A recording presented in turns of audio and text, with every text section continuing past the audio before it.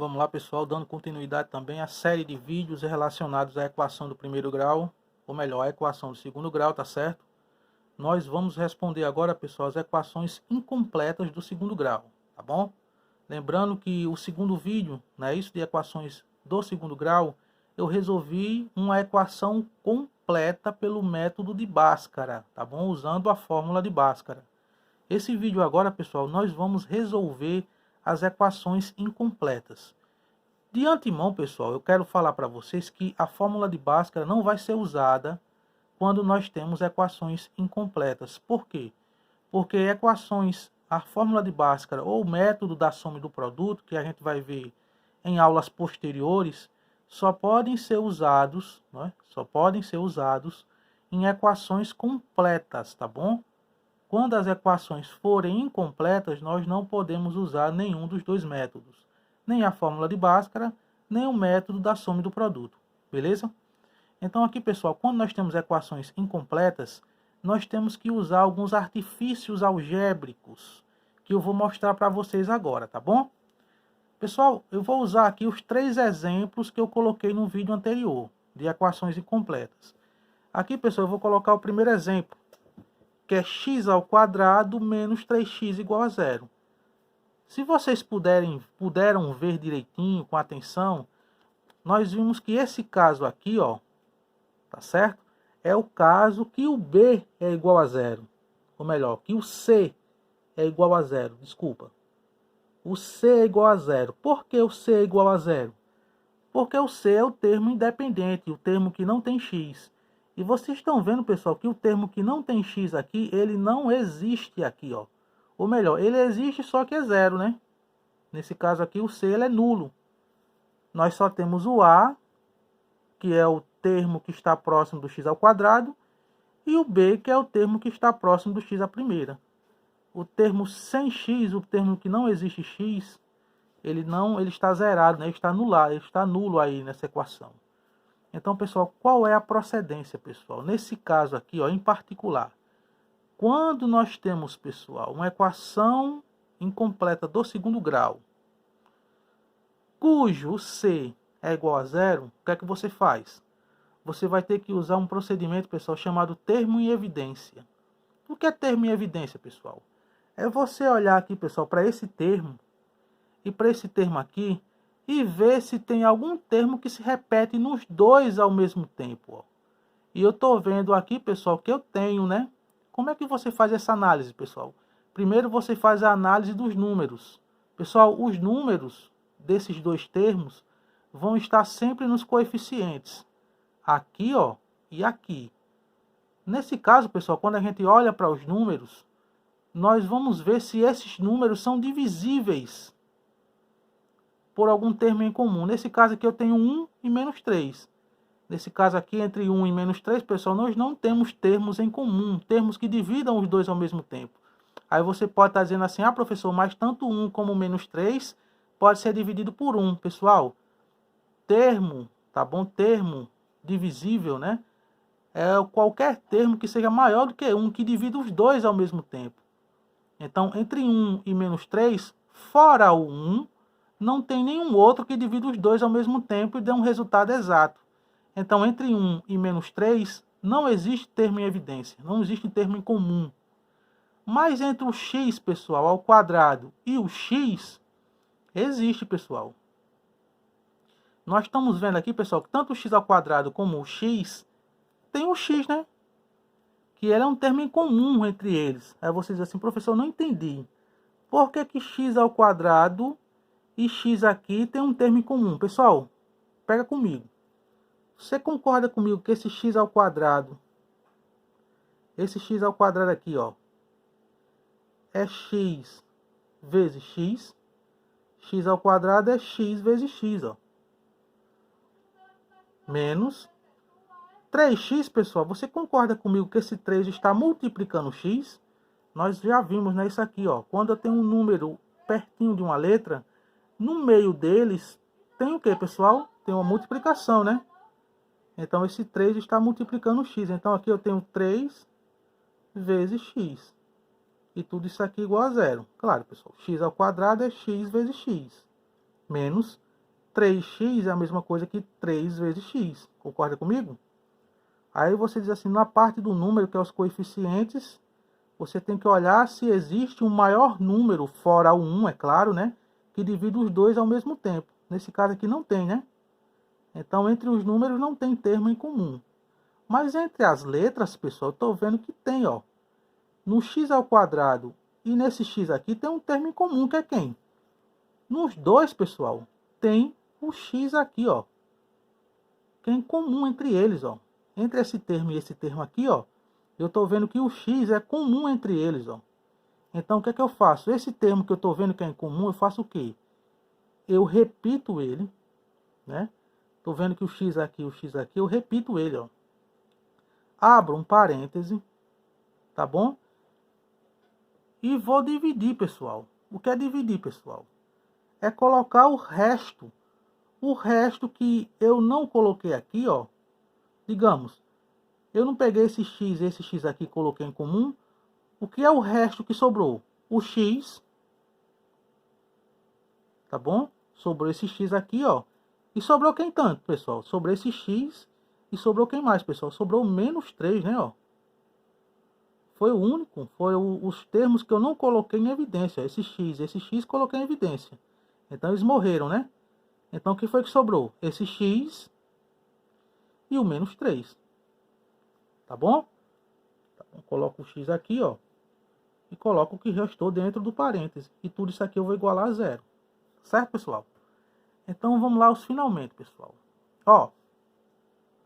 Como eu tenho esse x aqui, pessoal, fora de um parêntese, a gente já viu pela álgebra, né? Que quando nós temos um termo, qualquer termo, pode ser um número, pode ser uma letra, tanto faz. Se ele estiver fora de um parêntese, é porque ele está multiplicando, né? Ele está multiplicando. Agora vamos pensar um pouco, pessoal.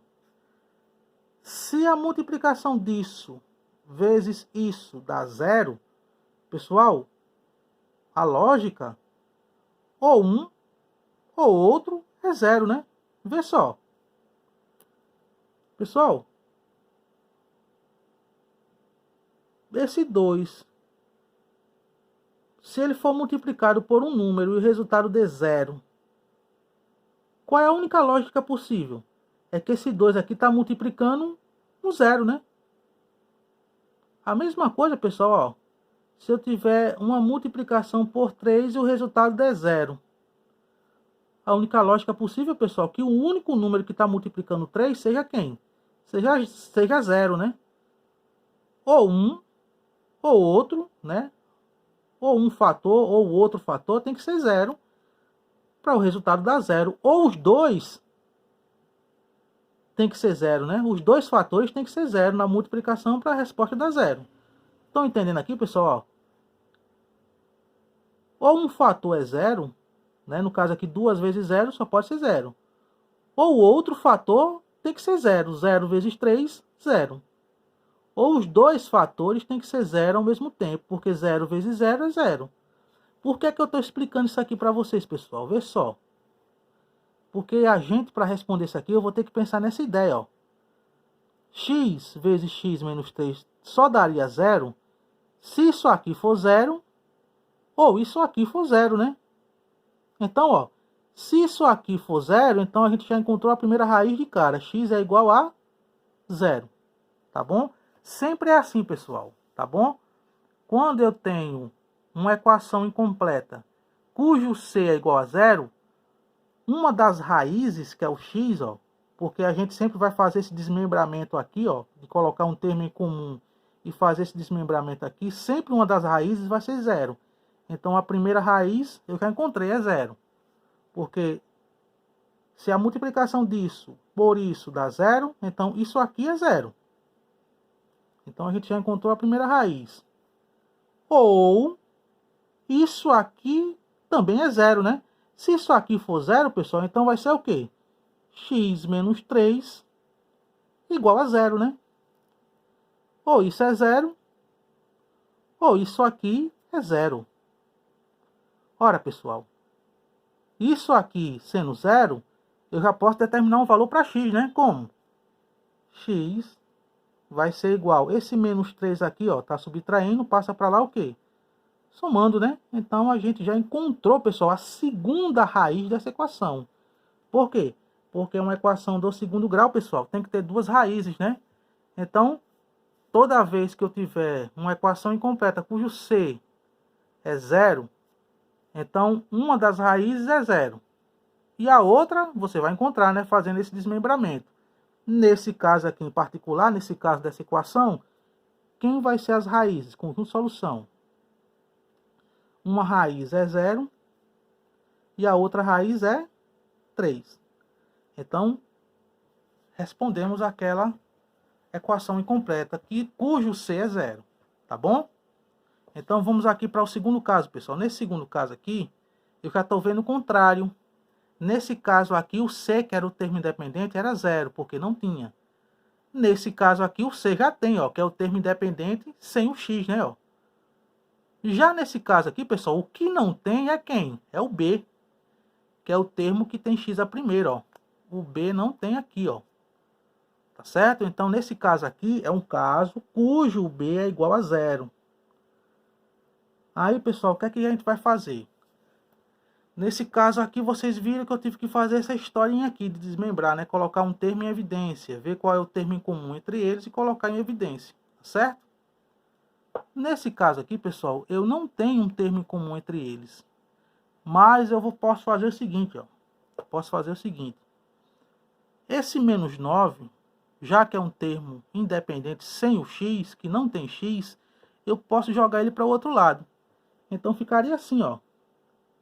3x ao quadrado. Se é menos 9, jogando para o outro lado, ficaria 9, né? Positivo. Por quê? Porque a partir do momento que eu jogasse esse 9 para lá, ficaria mais 9, né? E 0 mais 9 é quanto? 9, certo? Só para explicar. E eu posso tentar isolar esse x agora, pessoal. Como? Esse 3 aqui, pessoal, não está multiplicando, né? Como ele está pertinho de uma letra, mesmo sendo ao quadrado, ele está multiplicando, ó. Então, esse 3 que está multiplicando, eu posso jogar para lá o quê? Dividindo. Então, ficaria x ao quadrado é igual a 9. 3 está multiplicando, passa para cá o quê? Dividindo. Certo? Então, aqui, pessoal, olha. X ao quadrado vai ser igual 9 dividido para 3, né? Mais por mais na divisão, né? Na regra de sinais. Sinais iguais, não importa se é mais ou menos, né? Se forem iguais, a resposta é positiva. 9 dividido para 3 dá 3. Aí você diz assim, eita professor, mas uma equação do segundo grau não tem que ter duas raízes? O senhor não falou isso? De fato, pessoal. Quem vai determinar essas raízes agora são quem? Esse 2 aqui, ó. Pessoal, vocês estão vendo que esse expoente 2 aqui está impedindo que o x fique isolado, não é? Então, ó, se isso aqui, pessoal, é uma potência, eu vou passar isso aqui, ó, essa potência, para o outro lado com a operação inversa. Aí você diz assim, professor, mas quem é a operação inversa de uma potência? Olha, pessoal, a operação inversa de uma potência é uma raiz, né? Então, nesse caso aqui, pessoal, ficaria assim, ó, x ficaria igual. Esse 2 aqui, pessoal, passaria para cá, ó, passaria para esse lado, como raiz quadrada de 3. Agora, lembre-se, pessoal, lembre-se. Como esse 2 aqui passou para cá e ele está determinando o número de raízes, então eu vou ter uma raiz com a ramificação positiva e outra com a ramificação negativa, tá certo? Ó, o 2 passou para cá em forma de raiz quadrada, né, ó. E lógico, como aqui está determinando o número de raízes, vai ser uma raiz com a ramificação positiva, outra com a ramificação negativa. Então, quem vai ser as raízes aqui dessa equação? Como a raiz quadrada de 3 é uma raiz, né, é uma raiz inexata, né, uma raiz irracional, um número irracional, nesse caso não precisa a gente calcular. Então, ó, eu vou ter duas raízes aqui, um x1 e um x2. Um x1 vai ser essa raiz aqui positiva, a ramificação positiva, e a outra ramificação menos raiz quadrada de 3, com a outra ramificação negativa. Claro, pessoal, olha, mais ou menos por conta do quadrado, né, que tem duas raízes, uma positiva e uma negativa. Então, conjunto de solução para as raízes daquela equação. uma raiz quadrada de 3 positiva, menos uma raiz quadrada negativa, né? Menos raiz quadrada de 3 no caso, né? Que seria uma ramificação positiva, outra negativa, tá certo? Beleza? E agora, pessoal, vem o caso mais difícil de todos. Nada, pessoal, só brincadeira, tá bom? Esse último caso aqui é o mais fácil de todos. Por quê? Porque toda vez, pessoal, que você tiver o B e o C igual a zero, vocês estão vendo aqui, pessoal, que eu nem tenho o C, que é o termo independente, né? Nesse caso aqui, o C é igual a zero. O termo independente sem x eu não tenho. E também não tenho o B, ó, que é o termo que tem apenas o x à primeira. O B aqui, pessoal, também é igual a zero. Ou seja, eu só tenho só o A, né? Que o A é o termo que está próximo de x ao quadrado. Toda vez, pessoal, que eu tiver apenas o A e o B e o C forem zeros, forem nulos, a raiz, pessoal, dessa equação é sempre zero, tá bom? Por quê? Vamos tentar isolar esse camarada aqui. Ó, 2x ao quadrado igual a zero. Você concorda comigo que esse 2 aqui está multiplicando, né? Pode passar para lá dividindo. Então, x ao quadrado vai ser igual a raiz, né? Desculpa, vai ser o quê? Zero, né? 2 está multiplicando, passa dividindo. Então, pessoal, x ao quadrado vai ser igual 0 dividido por 2 dá 0. Né? Olha, pessoal, esse 2 aqui, ó. Esse 2 aqui, ó. Desculpa aí, pessoal, o barulho, viu? Desculpa o barulho aí, só um minutinho. Só um minutinho. Como esse 2 aqui, ó, ele está... Como esse 2 aqui está em forma de potência, pode passar para lá em forma de raiz quadrada, né? Então, x vai ser igual a raiz quadrada de zero, né? Mais ou menos, né, pessoal? Porque no caso aqui vai ser duas raízes. Mais ou menos a raiz quadrada de zero. Então, pessoal, a raiz quadrada de zero é zero, né? Então, eu vou ter sempre um zero positivo e um zero negativo, que não vale a pena estar dizendo, né? Não tem lógica estar dizendo. Então, zero é zero, né? Não precisa ser positivo ou negativo. Zero é um zero. Então, toda vez que eu tiver uma raiz, ou melhor, uma equação incompleta cujo C e o B forem zeros e eu tiver apenas o A, pode colocar sem medo, pessoal, que a raiz quadrada dele, ou melhor, que as raízes dessa equação é o zero, tá bom? Como a gente acabou de ver na demonstração aqui, ó, tá certo? Tá bom, pessoal? Eu espero que vocês vejam, pessoal, esses detalhes aqui, tá bom? Esses procedimentos com calma, tá bom? Que agora chegou numa etapa do nosso curso de matemática, tá bom? Muito importante, que a gente está trabalhando com equações de segundo grau. Esse assunto, pessoal, é importantíssimo para o ensino médio, tá certo? É muito importante para você estudar funções e outros tipos de questões, como funções exponenciais, funções logarítmicas e por aí vai. Quando chegar no ensino médio, esse conhecimento aqui de equações de segundo grau vai ser muito importante, tá certo? Eu espero que eu tenha ajudado vocês aí na atividade. Um grande abraço a todos e fiquem com Deus. E até as próximas postagens. Tchau.